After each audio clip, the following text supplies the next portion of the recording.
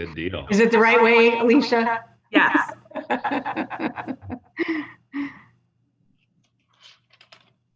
Although it could go upside down anymore. No, we don't need that. I've considered it lately. Okay. All right, we should be good. Okay, thanks, Travis. All right, call the meeting to order.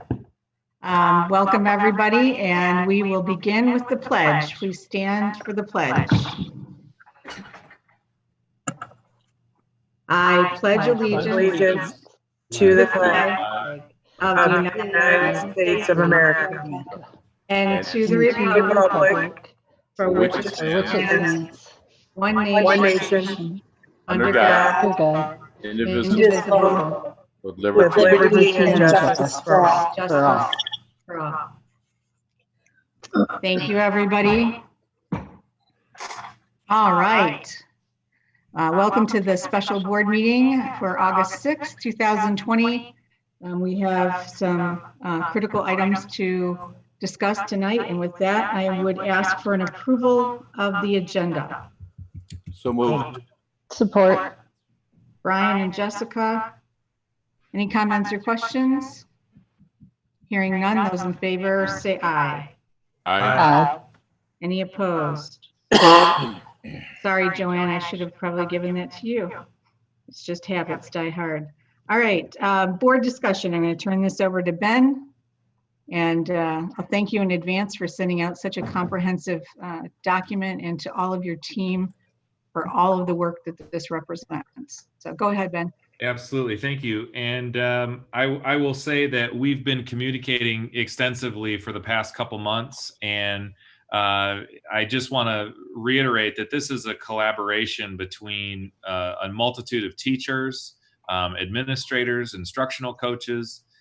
This was not just a couple people sitting down. This was a large effort by a very talented and just passionate group of people to try and figure out how we can offer as many possible solutions for our children. As we know that the pandemic has been devastating to many kids, we've operated under the philosophy that we're going to utilize the Governor's Council's recommendations, the roadmap, and we're going to create a safe environment to come back to. But we're also going to create a situation where parents are going to have choice. There are many opportunities that parents are hoping for, and we believe we're able to deliver 3 complete systems of education to our children. To my knowledge, there are not many people in the state doing this. We've put together a very comprehensive plan. So the plan that's before you tonight is our official preparedness and response plan. This document, which represents the work from the last couple months and obviously working through many different pieces. The executive order requires that the Board of Education adopt our plan by August 15th. Right now, we have in this particular plan laid out a multitude of assurances. And so this is from Executive Order 2020-142. And it essentially states that the district will, in fact, provide these services to our children. And the details of this plan has been shared in many, many different formats, including town hall sessions, as well as through our email, as well as our documentation that we've sent out on the learning modalities. So as we look at the preparedness plan, there are really 3 separate plans. And so in phases 1 through 3, what we're looking at is these phases correspond, as you know, to the Michigan Safe Start Plan. So right now, currently, Genesee County is in Region 1, and we are in phase 4 of our Michigan Safe Start Plan. In phases 1 through 3, it would represent a more alarming situation where the virus is in a phase where it's growing or cases are rising. And so the governor may put us in phase 1 through 3. And if that happens, our plan would be to provide our students with an online instructional platform. All students would receive online instruction. In that situation, we would have our students have the ability to check out on loan our Chromebooks as needed. Our teachers are going to be receiving training in Canvas, and they would actually be able to facilitate the learning in a completely virtual format. And that would be in the event that we are put in phases 1 through 3, meaning we go backwards. Linked inside of our plan is also our continuity of learning plan that we put together back in the spring. As you know, we very quickly and rapidly decided how we were going to try and provide remote instruction. Our instruction in the new phases 1 through 3 would be different than the spring. We would obviously have a number of grades and assignments and things like that that would be for credit, as opposed to what we had this past spring. The bulk of the plan follows what we would do in phase 4, which is what we're in right now. In phase 4, we are under a number of requirements related to face masks and facial coverings. And so what our plan really is encompassing is how do we deliver instruction in light of all of the safety protocols. So obviously one of our plans is the face-to-face learning environment. You'll notice that this document has clickable links, and you can click to our learning modalities. One of the things that you can find on our website, there's a whole resource page that has all of these documents. Our second modality is a blended or a hybrid learning scenario where our students will be learning for up to 2 days a week in a cohorted session where they would come Monday or Tuesday, Monday and Tuesday, I apologize. Wednesday would be off, and then they would also have Thursday and Friday online. There's another cohort of kids that would come to school on Thursday and Friday, and then Monday through Wednesday, they would be online. So basically 2 days in face-to-face instruction, 3 days in online learning. That's what our blended plan calls for. In our online modality, again, this would be a situation where we're completely virtual. The students do not come to school. The plan then proceeds to discuss our specific actions relative to face coverings. We talk about hygiene. One of the things that we describe in here are some of the signage that we're going to be putting up. Obviously, our disinfecting protocols, many of the hand sanitizer that'll be available in classrooms, and some of our more specific procedures. Social distancing as well is something that we are encouraging and trying to do at as much as we possibly can. We understand that social distancing is not something that can be assured in a face-to-face or in a blended model modality in all cases, but we are looking at how we can push to social distancing as much as possible. Furthermore, we're looking at our custodial services and some of the extra work that they're doing. There's a difference between cleaning and sanitizing. And so we kind of enumerate that in the plan. We talk specifically about the chemicals that we'll use, which are very safe. We also address some of the Michigan High School Athletic Association requirements and allow for the opportunity to follow those, and we have those documents linked as well. Further down in the plan, you'll find that we have our COVID-19 screening procedures for staff and students. Talk about our work with the health department, our staff requiring a staff safety check every day before they come in, parents ensuring that their children have a temperature of 100.4 or less. We also talk about what happens when there's a case and how we would participate in the contact tracing protocols with the health department and where we would go from there. And the plan wraps up with a few points on transportation, how we would be sanitizing the buses in between routes and runs, and basically how to make sure that our buses stay clean and sanitized through this process. When we get to phase 5, if we shift to phase 5, our hygiene and cleaning and instructionally delivering planning will be continued as it is in phase 4. The only potential change there is that our face coverings would become recommended as opposed to required. We believe that many staff and students will continue to wear them in phase 5, but that would not become a requirement any longer. So that would again be in the event that the state moves to phase 5 out of phase 4, meaning that the virus is becoming less of a threat. The plan obviously finishes with some assurances, and we submit the plan to the local ISD, which then goes to the state of Michigan and ultimately is signed off and then posted on our website by August 17th. So tonight's request is that you will approve the plan we've been talking about for the past couple months. This is the official document that would be posted, and then we can move forward. So I am more than happy to answer any questions if there are any at this time. I have 3. Go ahead, Sure. Mike. Okay, first one. Page 6, facial coverings. It's under the exceptions at the second paragraph. And it states, quote, progressive measures will be taken in those circumstances where student noncompliance with facial covering requirements arise. My question is, do you know, or can you tell us what the progressive measures are?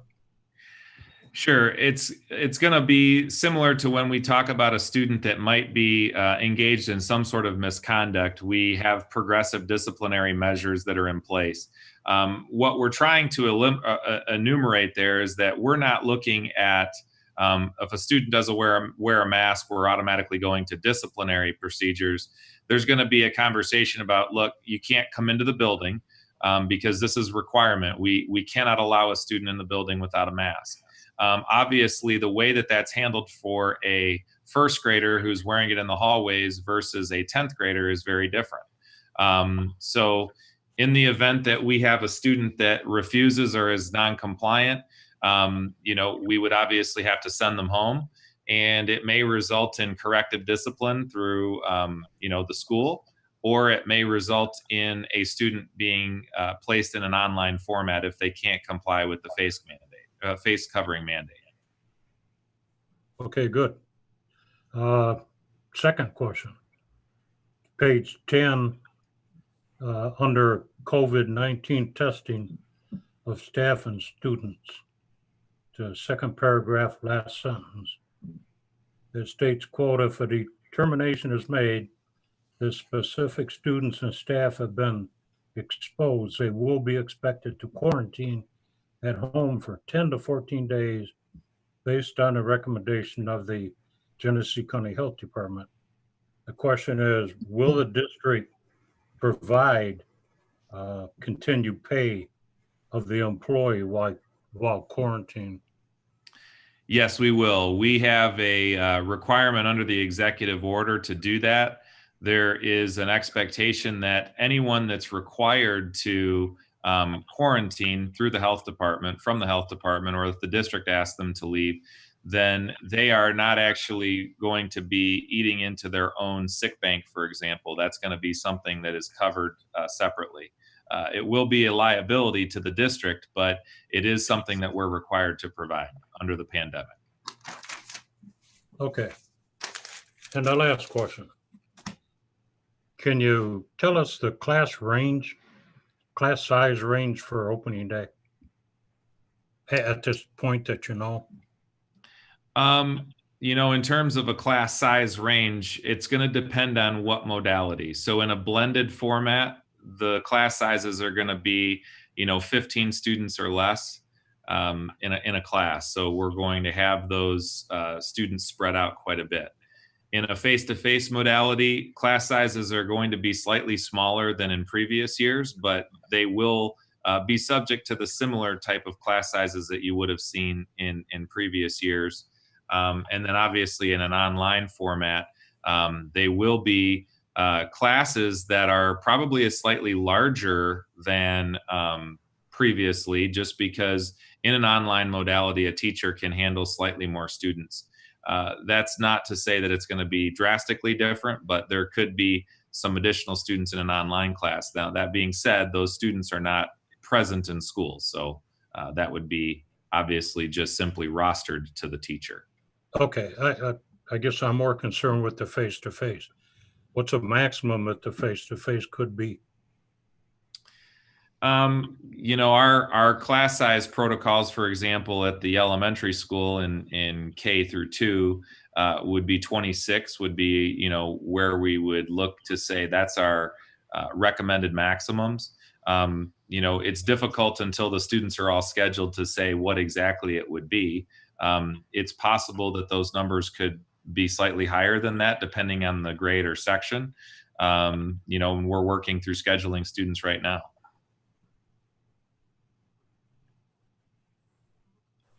What about the middle school and high school?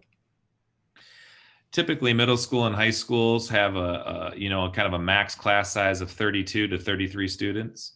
You know, we're hoping to keep that number below that, but again, until students are actually placed in schedules, it's difficult to say the exact range. That's something that the counselors will be working on over the next couple weeks.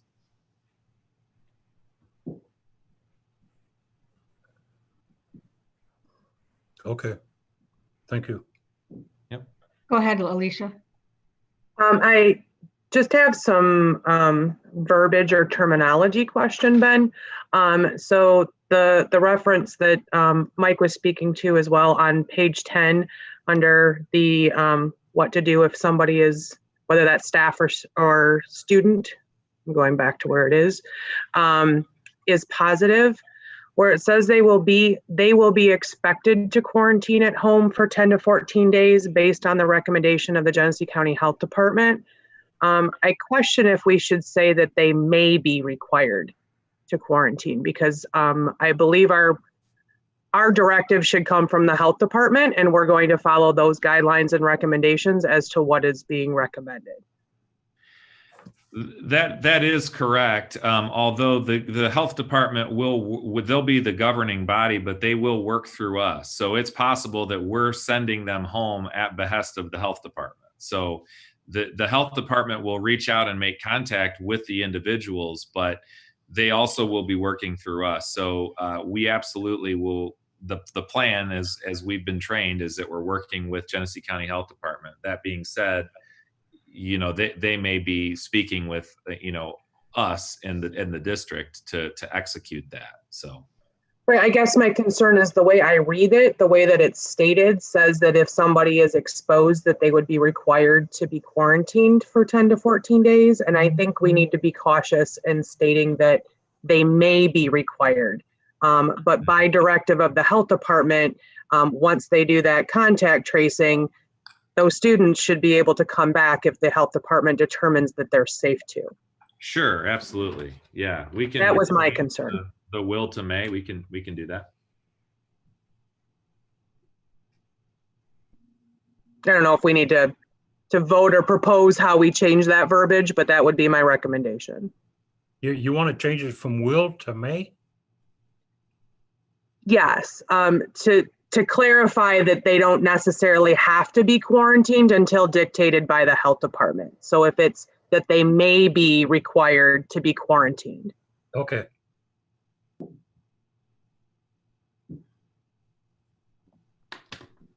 Anything else, Alicia? No, that was my only thing. Okay, Brian, I think you had a question. Yeah, as I read through this, these 12 pages, I get the sense that students and staff will be washing their hands a frequency of at least once every 2 hours.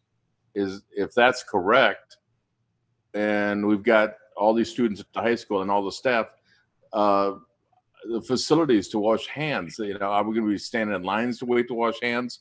Because it takes, what, 2 to 3 minutes to wash a hand.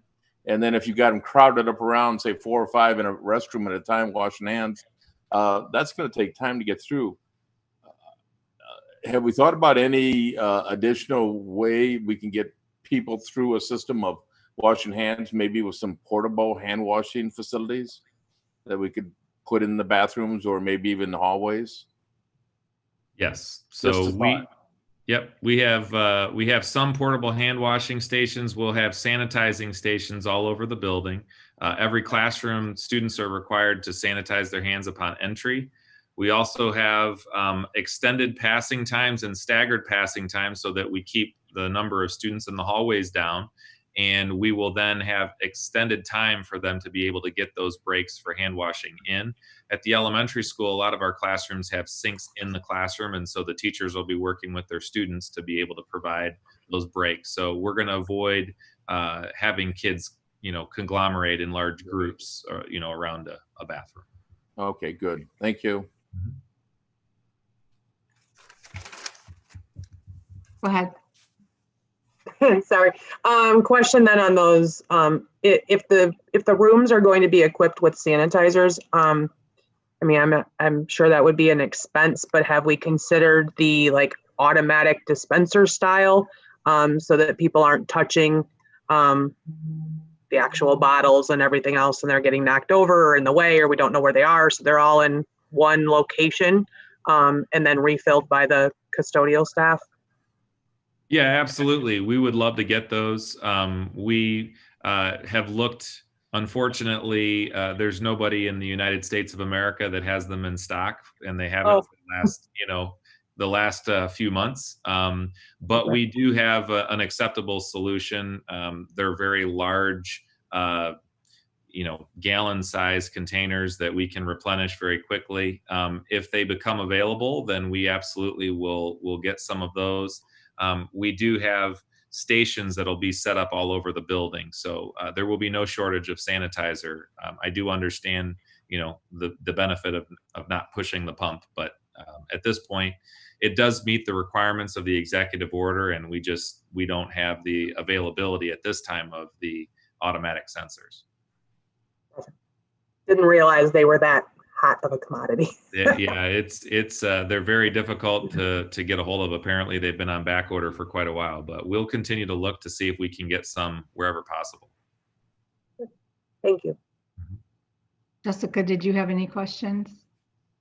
Well, I think maybe in what Mike was asking, and just to clarify, as far as class sizes go for the face-to-face, we're not, I know that you said that we would like to have smaller class sizes, but there's no number specifically, like our maximum for the middle school and high school is 32, I think, right? We're not gonna try to go over, let's say, 26. Am I understanding that correctly? There's the true potential that the face-to-face will have a full classroom just as any other time. Okay. That's correct. Yep. Mm-hmm. Anything else, Jessica? No? Okay. All right, Ben, I did have a question about a child who might be tested positive, or the children around them who might be quarantined. Will they be able to learn virtually? And would it be their teacher, especially in the elementary school, who would continue to teach them, unless, of course, they're affected personally?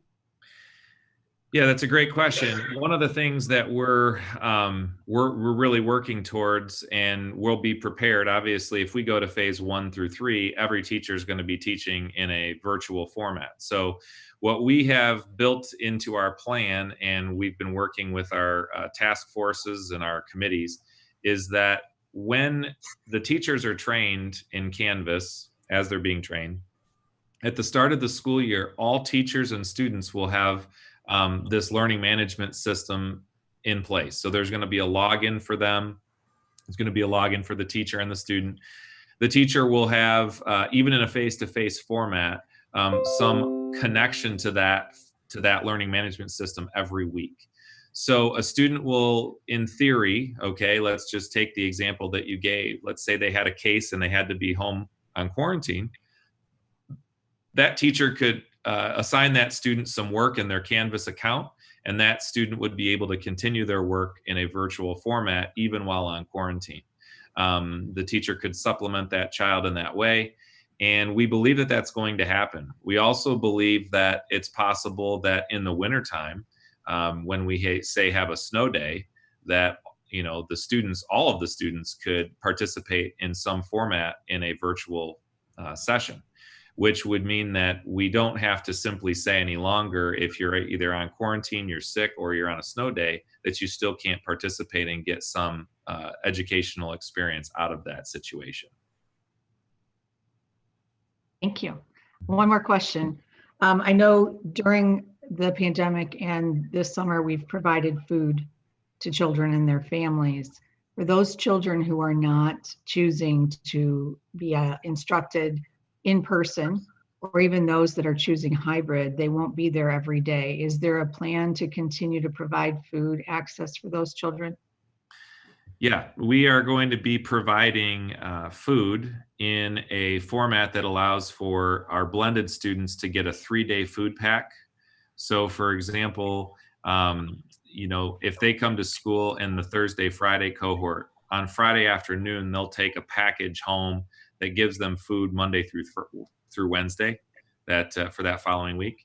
If we have a student who is in a Monday, Tuesday cohort, they would take food home for a Wednesday through Friday plan. So right now we're working on actually an announcement that I hope to be able to make soon on providing all students free breakfast.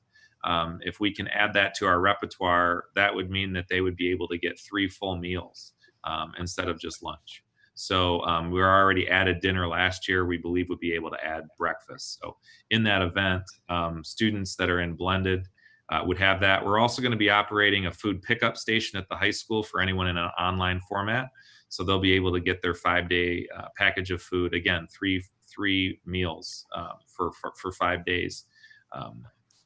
And so we'll have that pickup available. So food service is one of our bright spots. It's an area that we do really great things, and it's an area that we're able to provide that service to kids even amidst the pandemic. So yes, all of those services will be not only provided, but in hopefully some cases expanded.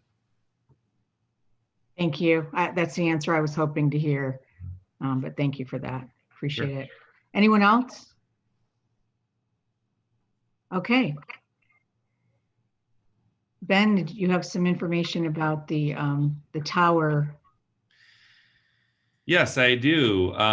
Next item, just so that you're aware, we have a situation that has arisen in terms of our telecommunications tower. And so we have a simple lease agreement that we've been working on with the city. And basically, we're wanting to place our antenna tower on top of the water tower right here in Swartz Creek. This document is an agreement that essentially enumerates the terms. It's a 5-year term. There's a renewal term for 5 years. Each renewal term, every 5-year term, there's a 10% rental fee increase. The rental fee is $1,200 a year or $100 a month, which is a very, very small fraction of what it would have cost us to move to a full cell phone provided coverage. And it actually gives us much better reception, especially with our routes out in Gaines and in some of our more remote areas. It provides crystal clear signal. So I think our coverage will actually be better. And so we're thankful for the city considering this agreement. If you as a board approve this agreement tonight, the city council will take it up next week. Any questions for Ben? Just to clarify, it's just for radio signal communication, not, it doesn't extend our Wi-Fi access or anything like that, correct? That is correct. Yep, it's just for communications. Mike, did you have a question? No. Okay. Jessica? No? Brian? I'm good. Oh, that was my question, was Wi-Fi, but that's Okay. it. And Ben, I know it requires at least $1 million of liability insurance, and as fiduciaries for the district, we just need to make sure that we are covered there. Yes, we are. Thank you. All right, anything else? All right, I think we can move on to board actions. Oh, actually, no, yes, we can, board actions. So before us, we have the approval of the school learning plan. I would entertain a motion. So moved. Mike, Support. Alicia? Any comments or questions? Can I just make one clarifying statement? You may. On page 10, it was the recommendation that we move will to may, and I can make that edit as long as that is clearly stated in your motion. You want me to restate it? The changes as discussed, which would be on page 10, in the paragraph discussing the quarantine, it would be changing the word will to may as recommended by Mrs. Gardner.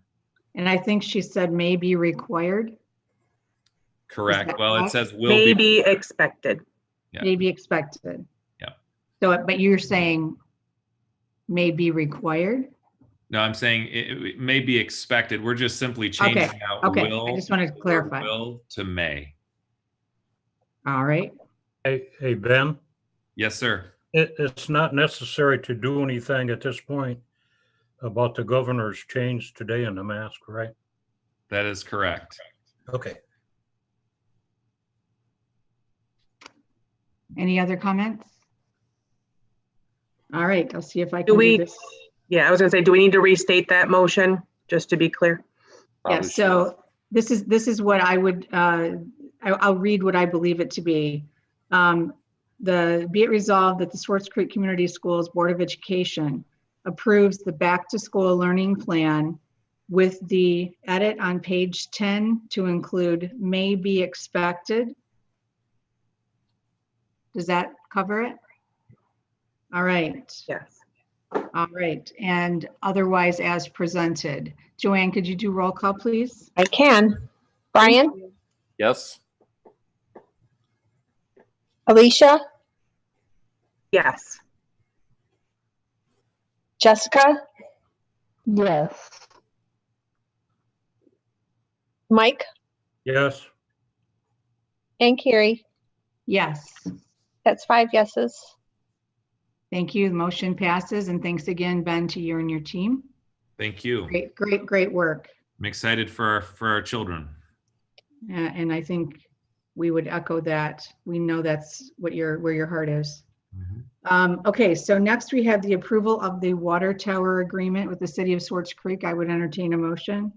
So moved. Brian, Support. Jessica, any comments or questions?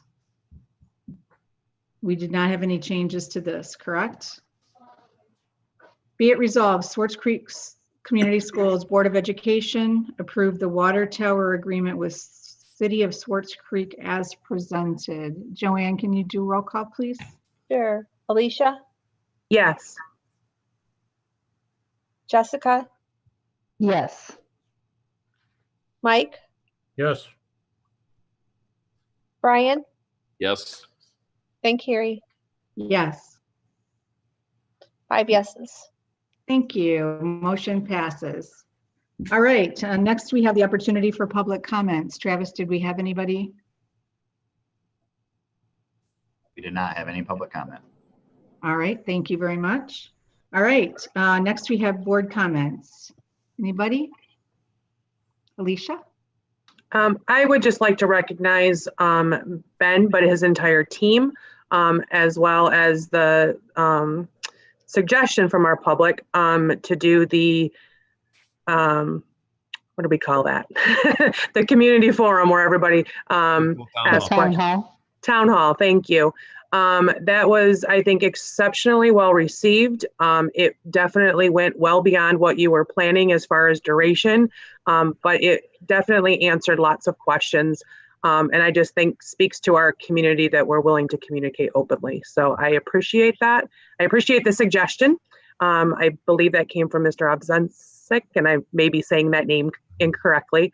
But it immediately that was forwarded to our board and our superintendent, and they took that up right away. So I just wanted to publicly comment that I appreciate that, but I think our community does as well. Thank you. I would echo what Alicia just said. Very nice job. Thank you. Mike, did you have a comment? No, Okay, thank you. Brian? I'm fine. I would echo that also, but I really appreciate everything Ben does here. So it's always good, always good. Thank you. So, thank you, Brian. And I will just like to say, in addition to all of the other comments, Swartz Creek has once again done the things that are hard. So thanks. Mhm. You're All welcome. right. And Ben, I know you're going to make this work. We're gonna make it work, and our principals are actually working on that right now. So we just took a little break for the board meeting. So I work with quite a few folks in the Detroit metro area whose schools have not been as prepared and are still trying to decide what to do, which leaves parents hanging out there. So thank you for putting our community first. And that town hall was great. It was really well done, and you guys were so well prepared to answer questions. So thank you very much. thank you very All much. right, with that,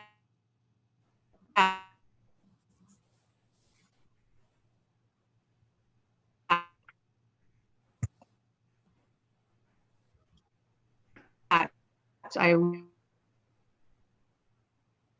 would entertain a motion to adjourn. So So move. moved. Okay, Brian? Did I have Support. a second? I'm sorry, I froze for a minute. Support. Meg supported. All right. Any comments or questions? Hearing none. Those in favor say aye. Aye. Aye. Any opposed? And thanks to all my fellow board members for coming together on somewhat, short notice and unexpectedly, but for a great purpose. And Ben, you let me know if I need to sign anything so Yep. that you can get that over. We Okay? will. Thank you, everybody. All right, you guys, talk to you on the 19th, if not before. Thank you.